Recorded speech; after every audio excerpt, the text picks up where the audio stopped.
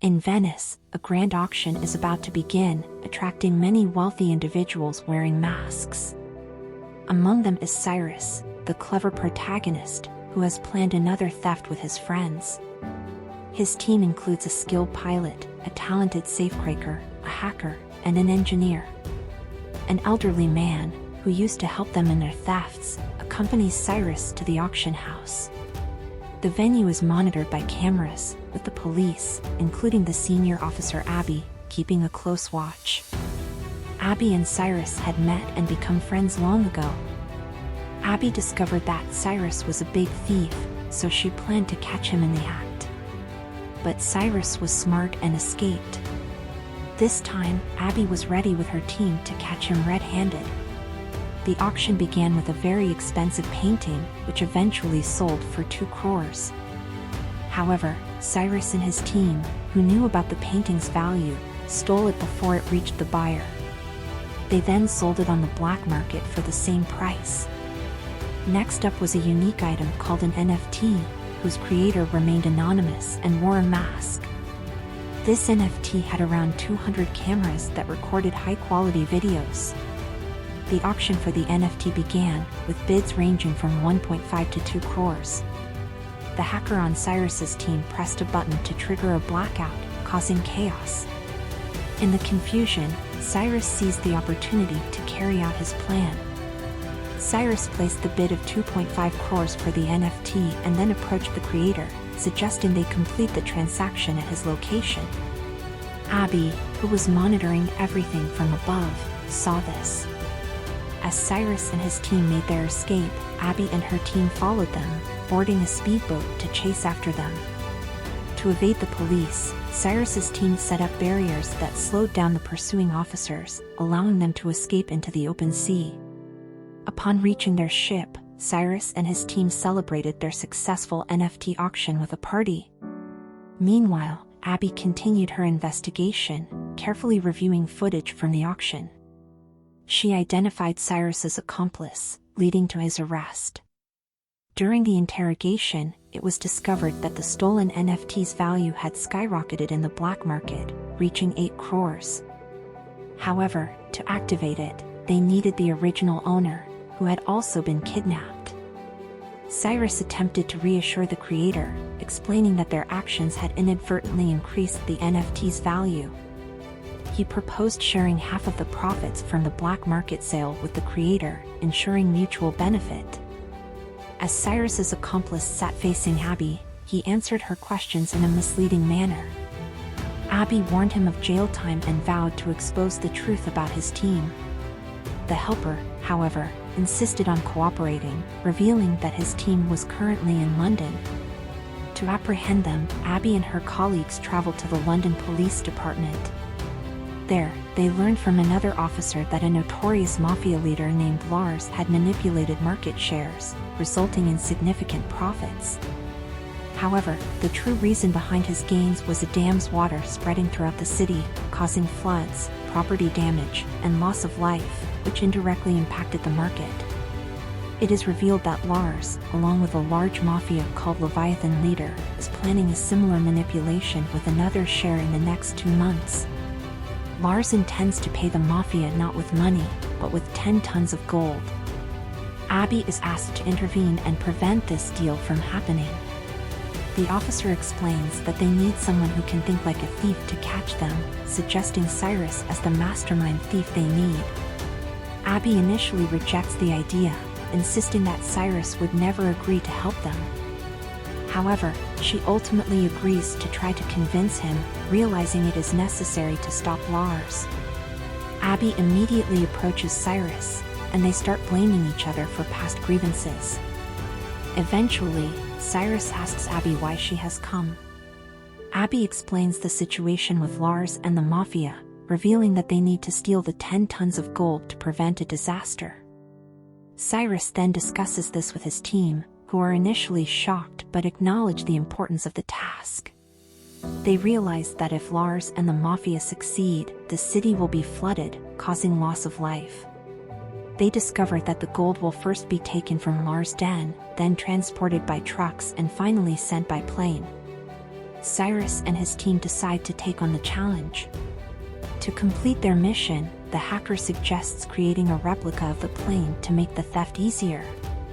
Cyrus recalls meeting a wealthy individual at the auction house who trades in planes and might have a similar plane they could modify.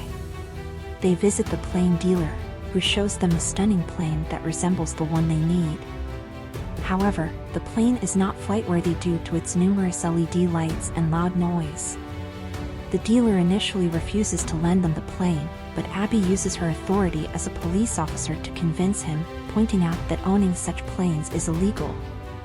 The dealer reluctantly agrees to lend them the plane. With the plane secured, their next challenge was to manipulate the radar using a PSI, primary surveillance radar, device.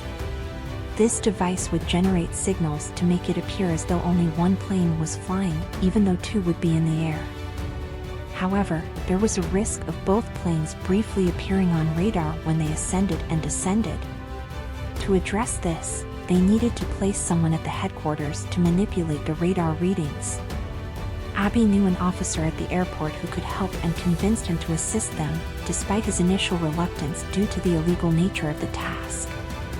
Cyrus offered him 10 locks as payment, to which the officer agreed. The team began working on modifying the plane's appearance to match the target plane. They also worked on the PSI device, which was initially large and bulky. Abby instructed the hacker to divide the device into smaller parts to make it easier to handle. After much effort, the hacker successfully created the smaller components of the PSI machine. On the final day, the team prepared for the heist. They purchased tickets, half for business class and half for the economy class, to blend in with the passengers. It was discovered that Lars's 2 accomplices were in business class and 3 in economy, guarding the 10 tons of gold. The hacker hacked the cameras to monitor the situation, and the locksmith installed the PSI machine in the bathroom. One team member, however, was too scared to join them. Abby stepped in, attempting to install a second PSI machine in the business class bathroom. Unfortunately, she accidentally dropped and broke the machine, causing her distress.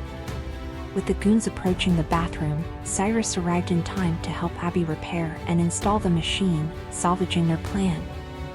As the pilot skillfully flew her plane, she maneuvered it to bring down the larger plane. She waited for the PSI to activate, ensuring that both planes showed the same signal on radar. Observing this on the headquarters radar, Abby's colleague suggested informing superiors, but Abby's colleague dismissed it as a minor malfunction that would resolve itself in a few minutes. He deliberately confused her with his words. Meanwhile, the PSI activated, allowing the pilot to connect her plane with the target plane. This action caused the radar to display only one plane, confirming the success of their plan. The officer then triumphantly pointed out to his colleague that the malfunction had been fixed. The locksmith reached the area where the golden safe was located and began using his high-tech machine to break the lock. However, the goons became suspicious and attempted to reach their gold. Cyrus was alerted and intervened, leading to a brawl between his team and Lars's goons. The fight escalated inside the moving plane. The pilot, feeling the commotion, suspected something was amiss and contacted headquarters. Abby's colleague informed him that the weather was unfavorable, prompting Lars's pilot to land the plane nearby. Despite the challenges posed by the small landing area, Lars's pilot landed the plane. Cyrus's pilot also lands. And Lars soon discovered that his plane had been hijacked and landed elsewhere. Furious, Lars ordered his colleagues to kill or capture those responsible for stopping his gold from reaching him. The locksmith apologized to Cyrus for failing to steal the gold in time, realizing that the gold would now be in the hands of the goons and their leader, Lars. With no other option, they decided to hand over the gold to Lars and his goons. Now, the mafia leader arrived at Lars, eager to finalize the deal and trigger a flood in the city to boost market shares.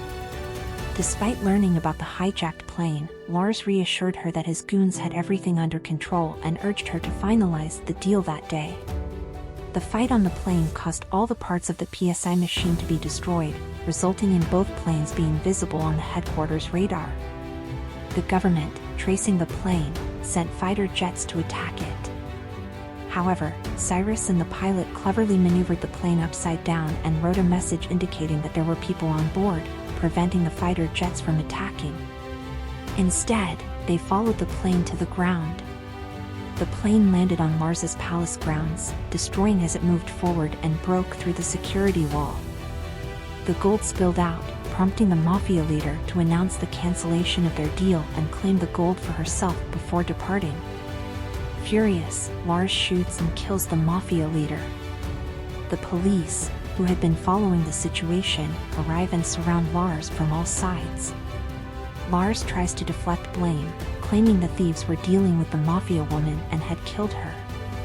However, Cyrus presents evidence, including recordings from the plane's LED glasses and NFT creation, proving Lars was the real mastermind behind the plot to destroy the city, thereby arresting Lars.